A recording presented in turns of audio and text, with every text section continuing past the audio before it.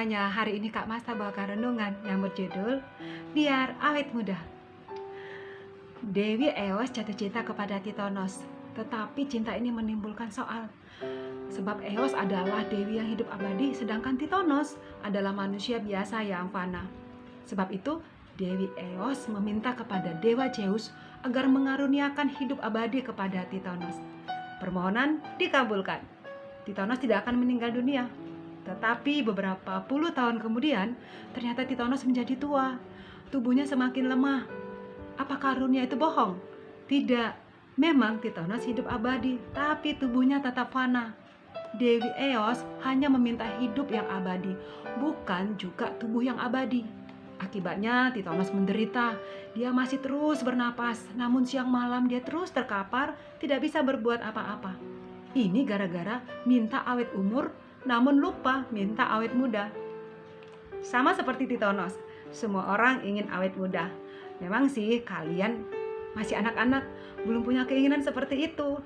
Namun orang dewasa pasti menginginkan awet muda. Makanya ada jamu awet muda. Di toko-toko ada dijual krim yang mencegah kulit jadi keriput, yang berubah rambutnya disemir agar tetap kelihatan hitam. Semua dilakukan sebagai upaya agar kelihatan muda dari usia yang sebenarnya. Yang menjadi persoalan adalah bila upaya awet muda itu dibayangi ketakutan menjadi tua. Padahal proses menjadi tua adalah tanda perkembangan dalam tubuh kita. Tubuh kita berkembang, begitu juga dengan kemampuan berpikir, membuat pertimbangan, membedakan mana yang benar dan yang tidak benar, dan sebagainya. Seandainya kita tidak menua dan berkembang, maka seumur hidup kita terus menjadi bayi. Wajahnya seperti bayi, merangkak seperti bayi, dan bertindak berpikir seperti bayi. Adik-adik, banyak orang mengira bahwa proses penuaan terjadi kalau orang sudah tua. Padahal proses penuaan sudah terjadi pada saat kita masih bayi.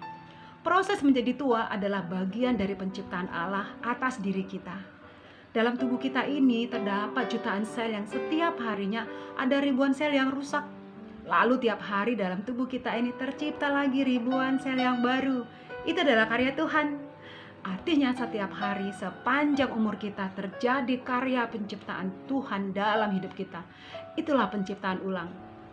Tuhan bukan hanya menciptakan, tetapi juga menciptakan ulang yang bersifat membaharui. Yesaya mencatat proses penciptaan ulang sebagai bentuk nyata pernyataan Allah terhadap umatnya. Seperti yang tertulis di Yesaya 43:19. Lihat, aku hendak membuat sesuatu yang baru yang sekarang sudah tumbuh. Belumkah kamu mengetahuinya? Dalam tubuh kita ini adik-adik tiap hari terjadi proses penciptaan ulang dan pembaruan.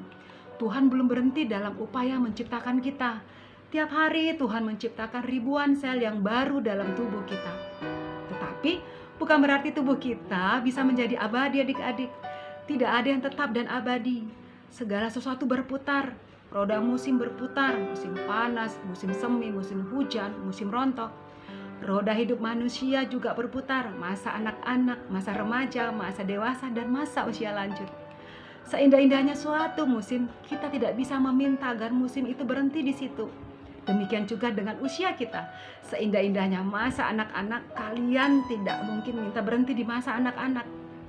Masa muda, masa anak-anak memang indah, tetapi kita tidak bisa minta masa muda atau masa anak-anak berhenti dan menjadi abadi. Awet muda memang menarik, tetapi kalau selama-lamanya awet muda, akibatnya bisa menjadi runyam. Demikian renungan Kak Masta. Kita berdoa. Terima kasih Tuhan Yesus, Engkau selalu menciptakan ulang kami dalam pembaruan setiap hari. Amin. Yesus memberkati. Shalom.